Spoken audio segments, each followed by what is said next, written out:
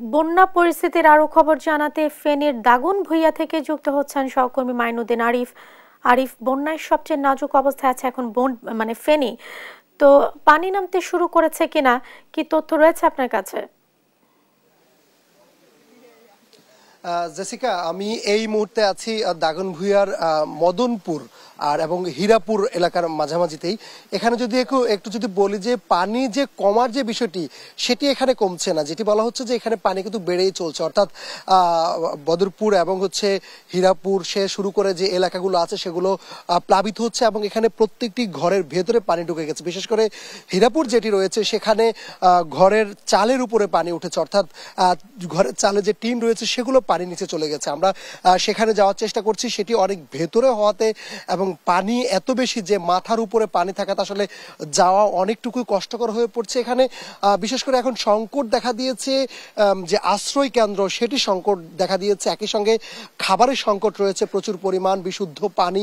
বিশুদ্ধ পানির সঙ্গে আমরা দেখেছি যে এখানে যে ঔষধ কিংবা শুকনো খাবার তার কোনো কিছু কিন্তু মানুষ পাচ্ছে না। মানুষ শুধু যারা ঘর থেকে পারছেন, শেষ যতটুকু পারছেন ততটুকু নিয়ে বের হচ্ছেন, অন্ততপক্ষে যেন দুই একটি জামা কাপড় নিয়ে কয়েকদিন তারা থাকতে পারেন সে ব্যবস্থা করে তারা থাকার চেষ্টা করছেন, যাওয়ার চেষ্টা করছে। আর মহিলারা যারা রয়েছে কিংবা শিশু বাচ্চা যারা রয়েছে তাদেরকে নৌকা অর্থাৎ কলা গাছ দিয়ে নৌকা বানিয়ে সেটি দিয়ে তারা পারাপার করার চেষ্টা করছেন।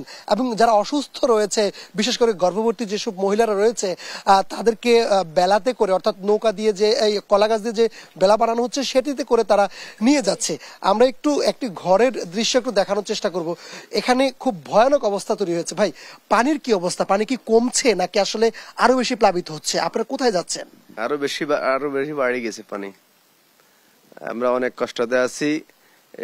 আল্লাহর রহমতে আমরা যেন ধৈর্য ধরতে পারি। আমাদের জন্য সবাই দোয়া করবেন। আর যাদের সাহায্য করার ক্ষমতা আছে আপনারা সাহায্য নিয়ে অন্তত মানুষদেরকে রক্ষা করুন। আল্লাহর রহমতে আল্লাহ আপনাদেরকে অনেক বড় সংকট থেকে রক্ষা করবে।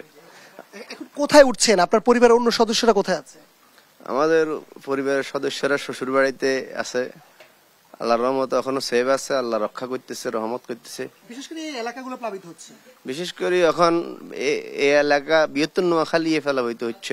বৃহত্তর নোয়াখালীতে সমস্যা।